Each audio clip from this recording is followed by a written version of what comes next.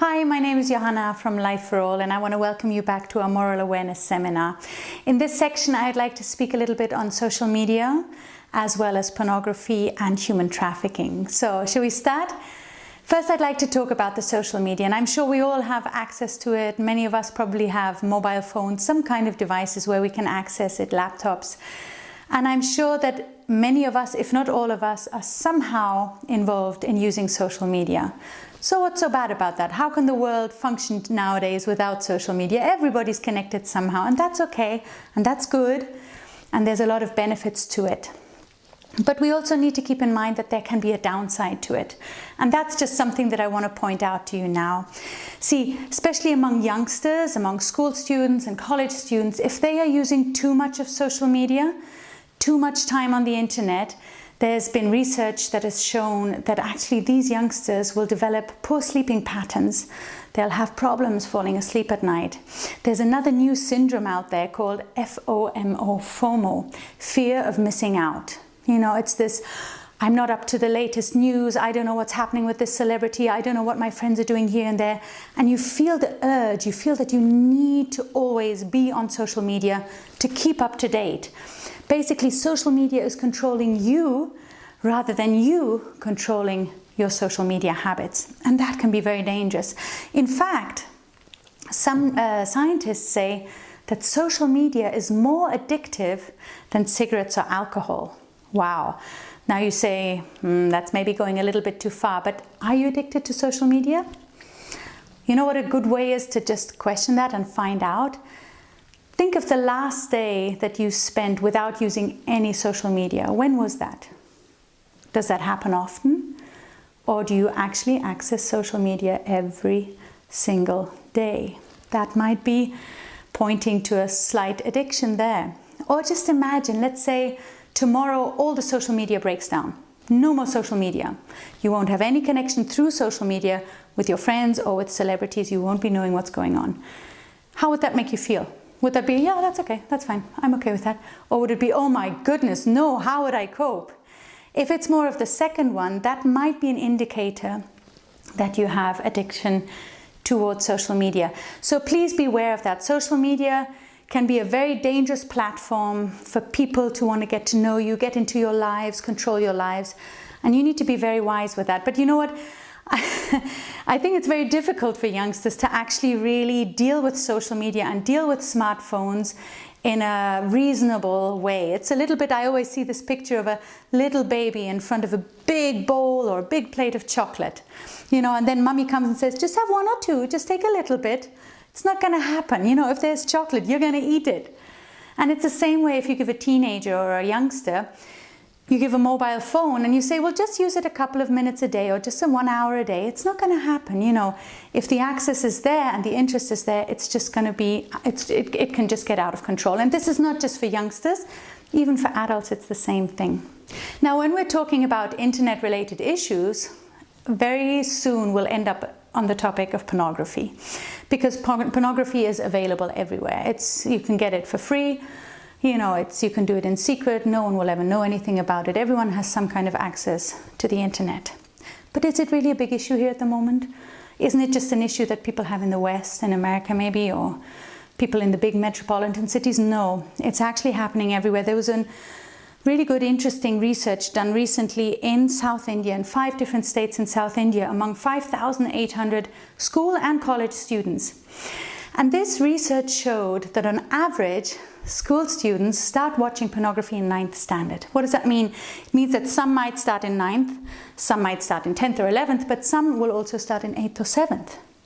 Most of these kids are not looking for pornography. They're not going online and saying, you know, typing anything specifically looking for it, but maybe a brother is showing something, maybe an uncle, maybe somebody left the phone open and it was just on there. Maybe a pop-up came up. Maybe you were looking for something totally different on the internet and the wrong pages came up. So on 9th standard, students start watching pornography. And these students on average watch about 6 hours of sex videos every week. That's a lot of time. A lot of time to get addicted to it. Addicted to pornography? How can you get addicted to pornography? I'll talk about that in a little bit. And then because you can get addicted, because it works like a drug, by the time that these school students reach college, they'll be properly addicted to it and they'll be watching violent porn in the form of rape. So this survey showed that 35% of college students watch an average of 19 rapes per week online. So pornography is a drug. Is that really true? I mean, I'm not smoking anything, I'm not drinking alcohol, I'm not injecting anything. How can it be a drug? I want to explain that to you. Brain has something that we call reward pathways. What are reward pathways? Well, let's say you have a really hot Indian summer day and what you're really craving for is a big glass of cold water. And then when you drink that cold water and you've gulped it down, you feel so good. At that moment, there is a specific reward pathway in your brain that says drinking water is really cool. And it makes you feel really good because on this drinking water reward pathway, dopamine is poured out into the bloodstream. Dopamine is a hormone that makes you feel really good. It makes you feel so good that you want to drink another glass of water. And then when it's hot again, you want to drink another glass of water because your brain remembers this reward pathway. Every time I drink a glass of water when it's really hot, I feel really good. And we have the same thing for eating food. You know, if you're hungry and you have a really good meal and then there's a reward pathway for eating food and you feel so good after a good meal. And then dopamine comes into your bloodstream and you feel good and this hormone makes you feel happy. And we have these reward pathways for all different kinds of things that we need to survive. Eating and drinking, but also sleeping and other things. And our brain remembers, oh, when I ate last time, I felt really good. So let me eat it again. And we need that to survive. So let's see now if we're watching pornography, what effect does that have on my brain? When I watch pornography, a new reward pathway is being built in my brain just for pornography. And dopamine gets poured out into my blood system and it makes me feel good. And I think, wow, I want that again. I want to watch pornography again. So this reward, it remembers the reward of this happiness hormone if I watch pornography. So it'll do that again. And it'll make me watch again and again and again. Now what happens in case I watch a little bit longer, a little bit stronger pornography, more dopamine is poured out into my bloodstream, which makes me feel even more happy, even more excited. But then at some stage, the brain is going to shut down. And the brain is going to say, wait, this is too much. I can't handle this much. So it'll close the little doors, the receptors. So even though you're watching the same movie with the same strength and the same violence and the same excitement, it doesn't make you feel that good. So what do? Well, you'll have to watch something stronger, something more violent, something longer, something more aggressive. And that's exactly how every other drug works as well. You know, you just need it more and stronger and stronger. So let me recap that. If you watch pornography, it physically changes your brain and it works exactly like any other drug. Another thing which you need to know in respect to your brain and the changing of your brain, especially for youngsters, for teenagers, for maturing brains up to the age of, early 20s, it's really dangerous because it actually shrinks your brain. There's a part of our brain which is called the frontal lobe, and this frontal lobe is specifically responsible for relationships and decision making. And when you watch pornography, this part of your brain shrinks. It gets smaller. It's just not able to fulfill its task as it could if it were the proper size, which means that anybody who's really addicted to pornography and the frontal lobe has shrunk, their decision making is not going to be clear. People who are addicted can't make good choices. Even if they want to make a good choice, they often struggle to do so. Likewise, relationships. Relationships are not important anymore. Not as, hanging out with friends and going for a walk with them or, just spending time with friends is not as important as being in your room and watching pornography. So beware of that. Another thing what pornography does, which is pretty obvious, I think, is that it destroys marriages. There's so much research out there that just shows that if you have a marriage and one partner or both partners watch pornography, there is more secrecy in this marriage, there is more violence, there is less faithfulness, and these marriages just break apart. There are so many marriages out there, and I know quite a few marriages who have broken apart because of pornography addiction. It's a little bit as if you're trying to, let's say you want to become a cricketman, a sportsman, professional cricketer. If you want to do that, you're not going to start eating chocolate all day. You're not going to start smoking, just watching TV all day. You're going to be active. You're going to work towards your goal. Likewise, if you want to get married, which I strongly suggest because marriage is fantastic, if you want to get married, don't watch pornography. It would be like eating chocolate and smoking cigarettes for somebody who wants to become a cricketer.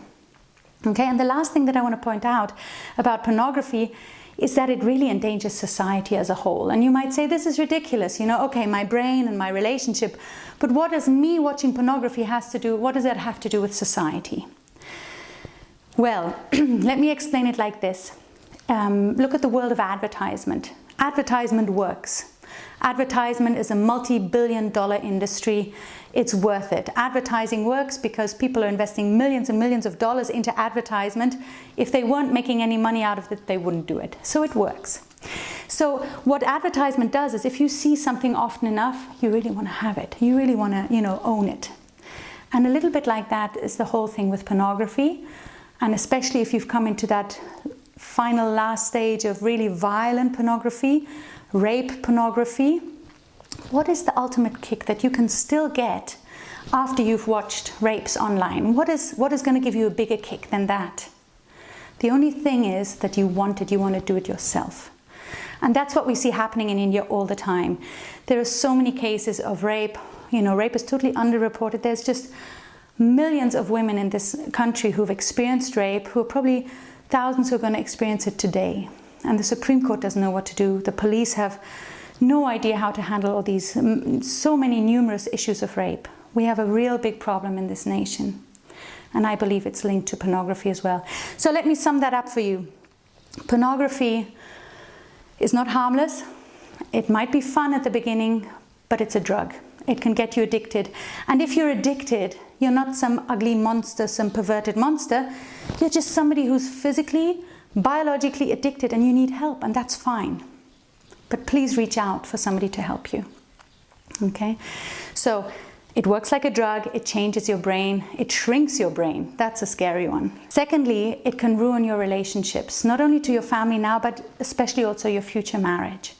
And thirdly, it's very, very dangerous for society because pornography has strong links to actively raping somebody. Okay, and then of course, if we're talking about pornography, we should also be talking about the ladies performing in front of the camera. Because many times the guys say, they're just having fun and they're enjoying and, there's no harm done to them. I have to strongly disagree with you on that. I know that in the West there are women who actually want to perform in pornographic movies, and they sign up for that and they sign a contract. But I've heard a couple of women who have come out of pornography, out of the industry, and they have said that there's really not one woman who wants to do more than one movie. They do the first movie and they're so shocked about the violence, the drug abuse, and just the way that they are treated there. But there's no way to get out because they signed the contract. That's the one side of the women working in the industry. The other side are those who have been trafficked. What is human trafficking? Human trafficking is basically buying and selling humans as if you're buying and selling a product. And these women are bought and sold for the porn industry. And literally sometimes they're stolen and kidnapped from their families off the streets. Sometimes they're sold by their own families. Every 30 seconds they say somebody is trafficked in this world. There are more slaves today, in fact, than there ever were. Forget the cotton fields in the US in the 19th century. Today we have so many slaves, human slaves in the world, and some of them have been trafficked for labor, but the majority have been trafficked for sex slavery, especially to feed the porn industry. And this is really shocking because the average life expectancy of a lady working in the porn industry is 38 years only. Normal life expectancy in India is 68 years. But if you're a woman working in the porn industry, chances are you're not going to live till you reach 39. Why? Because these women die of sexually transmitted diseases, they die of drug overdose, of suicide, of murder. These women, watching pornography robs these women of their lives. And if you ask these women, hey, What's your dream? What would you like to see? What would you like to be? You know what the majority of them would say? They'll say, I just want to have a family. I just want to have a husband who loves me. I just want to have children. I just want to lead a normal life. But they can't. Because the porn industry demands such a huge amount of women to perform, because the demand is so big. So many people want to watch porn. So we have to feed this market of porn. It's like this big monster which is just eating up our ladies, eating up our sisters and our cousins and our daughters and our mothers and our aunties. Everyone is, welcome to be eaten by this monster of pornography. And we need to do something about that. So what can we do? What can we do to stop human trafficking? The first and most obvious thing is to stop watching porn, for your own sake, for the sake of these ladies, and for the sake of society, and for the sake of your future partner. Just don't do it. It's not good for anyone. For no one it's good. So I request you to abstain. And if you need help, if you're addicted, if you say, I can't go to bed without watching a porn, then please find some help. Contact Life for All. We have counselors who can help you in that as well. Thank you.